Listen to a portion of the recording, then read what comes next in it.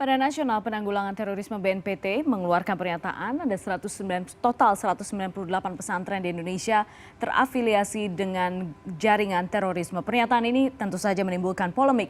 Beberapa pihak menganggap ini bisa menyebabkan masyarakat takut dengan pesantren hingga takut dengan Islam, Islamofobia.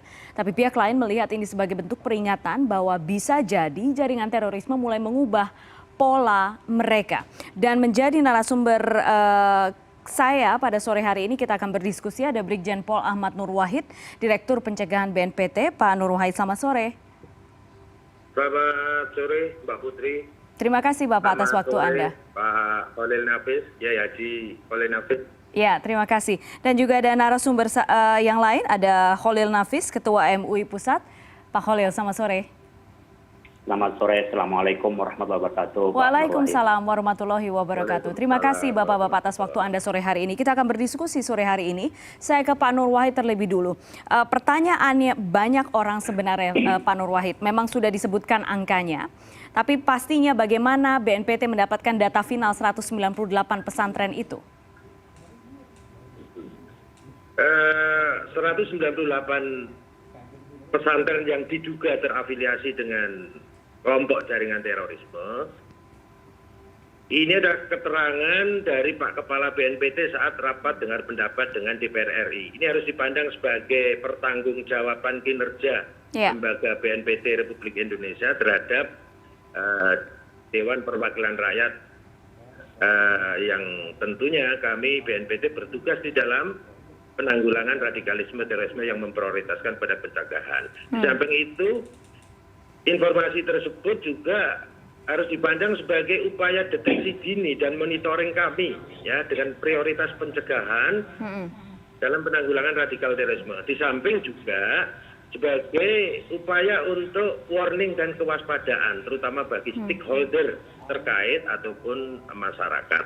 Tapi lebih daripada itu Mbak Putri, niatan kami justru ingin mensterilkan atau ingin membersihkan pondok pesantren yang selama ini mengajarkan nilai-nilai luhur agama, nilai-nilai luhur budaya, dan nilai-nilai kebangsaan.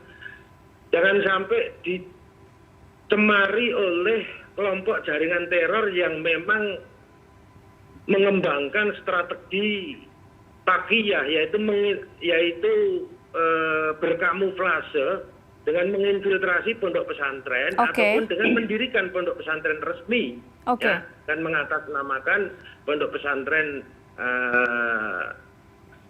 yang lain Samping mereka juga mengembangkan strategi yang namanya tamkin. Tamkin itu artinya upaya untuk menguasai wilayah atau pengaruh ya.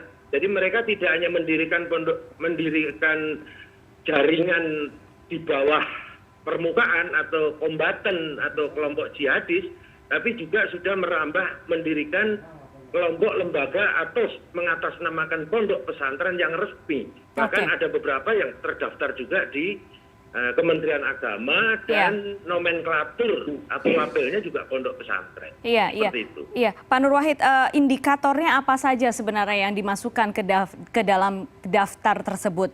Dan mendapatkan datanya apakah juga ada laporan dari masyarakat atau dari kepolisian Densus 88 atau bagaimana? Sebenarnya ini adalah data intelijen dengan konsumsi terbatas ya. Cuman andai kata memang sudah ada yang terpublish keluar ya, mohon maaf mungkin bisa diambil hikmahnya untuk kewaspadaan bagi kita semuanya. Nah, indikatornya antara lain yang pertama, pondok pesantren tersebut secara ideologis berafiliasi dengan ideologi jaringan terorisme. Nah, ideologinya seperti apa?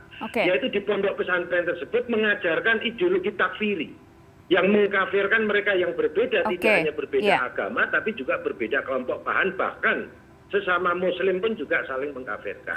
Pertama ideologi, yang kedua tersebut juga diajarkan paham-paham intoleran terhadap agama namun berbeda, eksklusif terhadap lingkungan perubahan. Halo. Tetapi juga ditanamkan nilai-nilai anti Pancasila Oke. Ya, dan pro ideologi transnasional atau dalam konteks ini ideologi khilafah menurut versi mereka, dan juga di sini karena membangun trust, tidak percayaan Ketidakpercayaan ya. Oke. Baik.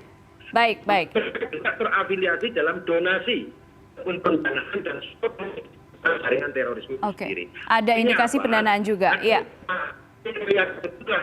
Yang mendasari kami mengklasifikasikan 198 pondok pesantren atau 0,007 dari seluruh pesantren yang tercatat di Iya. Oke. Baik. Pak Nur Wahid. Sekitar 1.000 pondok pesantren itu diduga terafiliasi.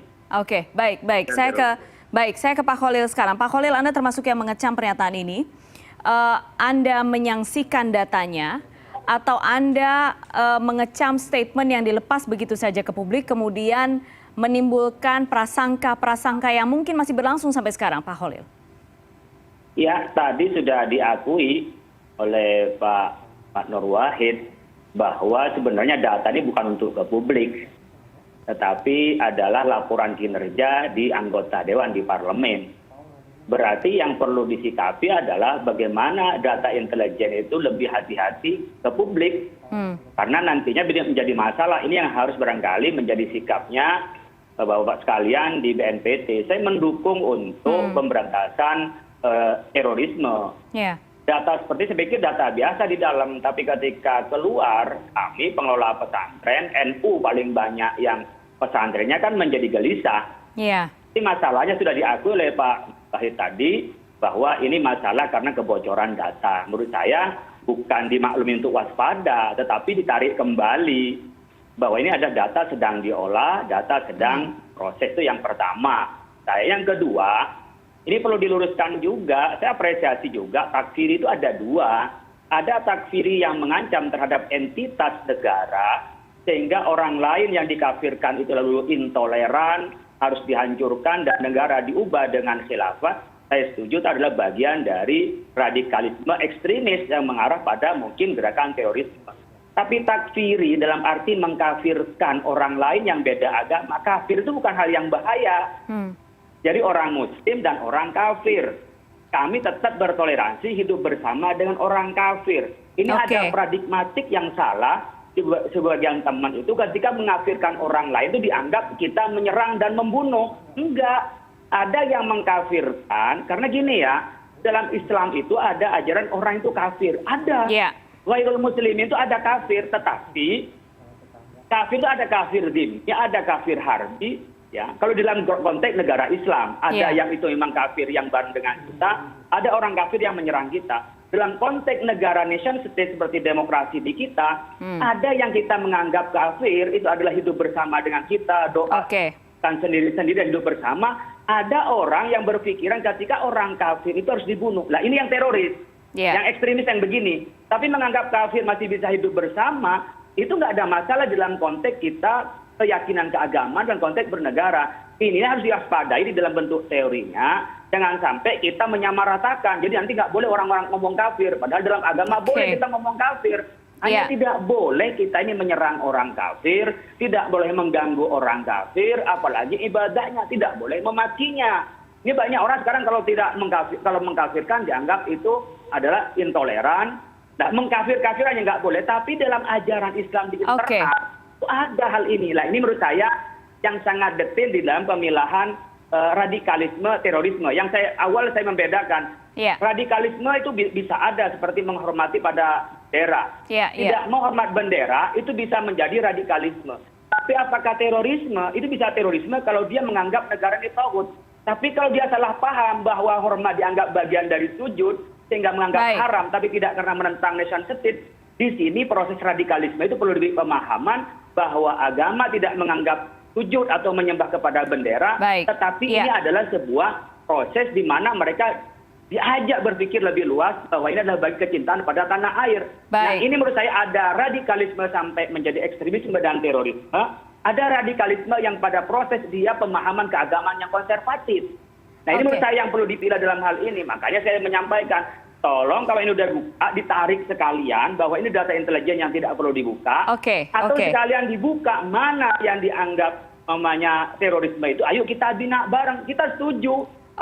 Itu iya, betul. Tapi jangan sampai yang tidak apa-apa ini malah menjadi khawatir, orang menjadi menjadi underestimate dengan pesantren gitu ya. Iya, itu kemudian pertanyaan saya berikutnya Pak Nur Wahid. Bagaimanapun sekarang datanya sudah disampaikan oleh Pak Boy ke hadapan umum dan sekarang sudah tersebar sedemikian rupa, sudah ada angkanya 198.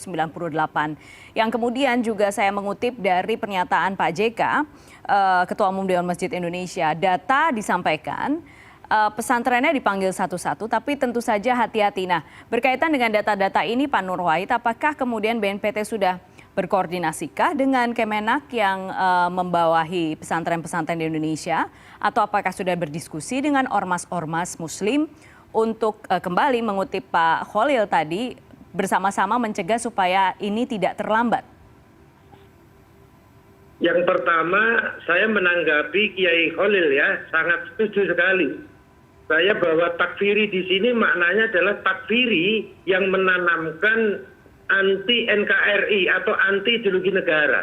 Sehingga sikap mereka itu eksklusif terhadap lingkungan ataupun perubahan, kemudian intoleran terhadap keragaman perbedaan, termasuk intoleran terhadap budaya dan kearifan lokal yang justru banyak kembangkan di pesantren-pesantren Ahlussunnah wal Jamaah. Nah, kemudian anti pemerintahan yang sah di sini sikap membenci dengan membangun ketidakpercayaan masyarakat terhadap negara ataupun pemerintah atau pemimpin yang sah dengan narasi-narasi hoax, adu domba, fitnah dan lain sebagainya, termasuk membangun paradigma intoleransi terhadap segala keragaman dan perbedaan yang ada. Itu yang pertama.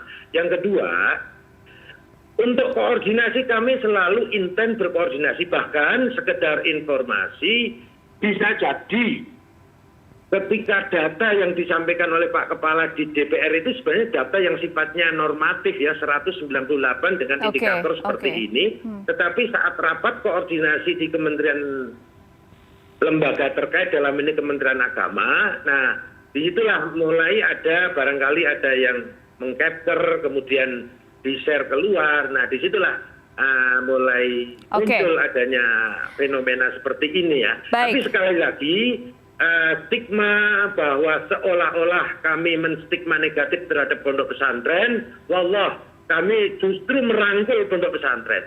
BNPT tidak bisa bekerja sendiri, justru kami selalu melibatkan komunitas pondok pesantren, termasuk kami juga membentuk gugus tugas pemuka agama yang terdiri dari ormas keagamaan moderat, NU, Muhammadiyah, Al-Wasliyah dan lain sebagainya, termasuk kami juga berkolaborasi dan melibatkan dan berkoordinasi dengan kementerian lembaga terkait termasuk dengan Pemda.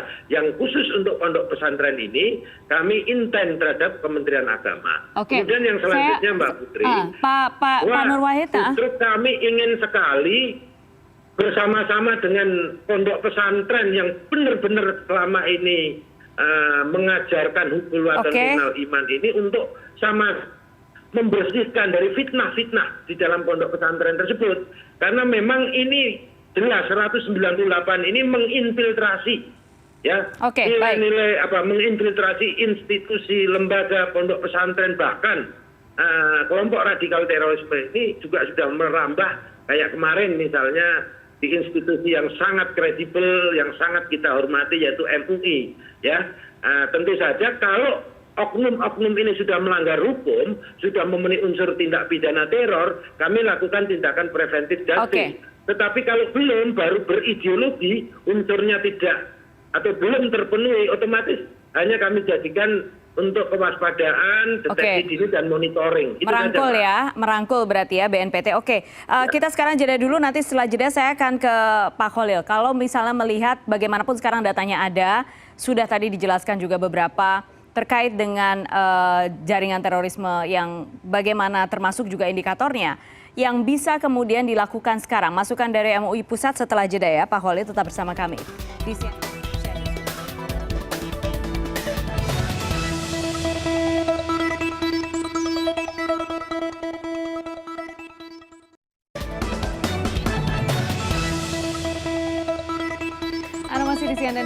Indonesia Newsroom, kami masih membahas soal data yang disampaikan oleh BNPT. Ada 198 pesantren yang diduga terafiliasi dengan jaringan terorisme. Tadi di segmen awal yang terakhir berbicara adalah Pak Nur Wahid menjelaskan soal data-data, indikator, dan lain sebagainya. Saya sekarang ke Pak Kholil. Pak Kholil mungkin bisa memberikan masukan dari MUI. Datanya ada sekarang, sudah diakui dan sudah terdeteksi katakanlah oleh BNPT. Apa yang kemudian bisa dilakukan? Apa yang sebaiknya dilakukan sekarang?